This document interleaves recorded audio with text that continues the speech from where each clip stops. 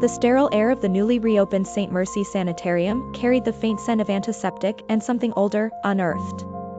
Night had fallen hours ago, casting long shadows that danced under flickering fluorescent lights.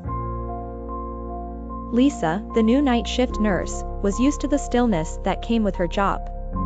It was supposed to be quiet, almost monotonous, an unspoken promise of solitude that allowed her to pay off student loans without the constant bustle of daytime shifts.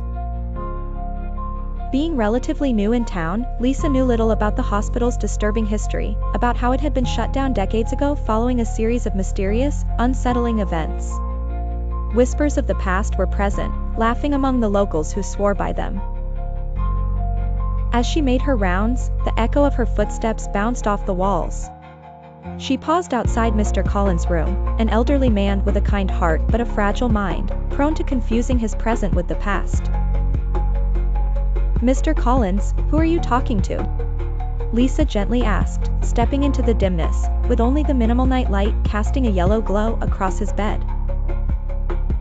He looked up, a mix of innocence and mischief twinkling in his eyes. "Emma," he said simply.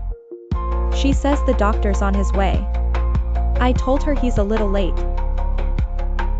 Lisa's skin prickled as she glanced around the empty room.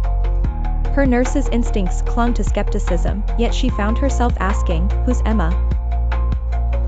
His response was a mere whisper. "The girl in the white dress, she's sad, been waiting a long time." The words seemed to drift into the shadows, leaving Lisa standing in silence. Her mind raced as she continued her rounds, but everywhere she went, she could feel a presence. It was the faintest hint, like a cold breeze brushed past her shoulders or a soft giggle echoed down the hall, just out of sight. The heat was on her neck when she returned to the nurse's station. Desperate to distract herself, she logged into the patient files. Sifting through the electronic history, she found something bizarre. The records showed the last patient admitted was over 40 years ago until the recent reopening. Compelled by a gnawing sense of unease, Lisa started reading archived files, uncovered like buried secrets. Time did nothing to dull the horror, accounts of spectral sightings, patients speaking to invisible friends, and descriptions of a girl in a white dress, Emma, disappearing down the halls. As the night stretched on, so did the tension in the cold corridors of St. Mercy. At 2 in the morning, when the world was at its most lifeless, Lisa heard laughter. It wasn't just a fleeting illusion, it was real, cascading and melodic.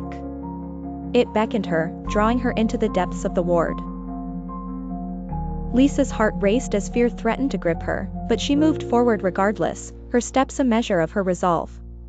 The sound guided her to the old wing of the hospital, a place she was warned was unsafe, confined within shadows deeper than any she'd encountered. And there she saw her. The little girl, Emma, her dress glowing softly in the dark, her eyes pools of sorrow. She stood, motionless at first, then reached out, her actions impossibly fluid yet weighted with a loneliness forgotten by time. "Don't go back in there," Lisa whispered, almost as if in a dream, with no understanding of the word's origin.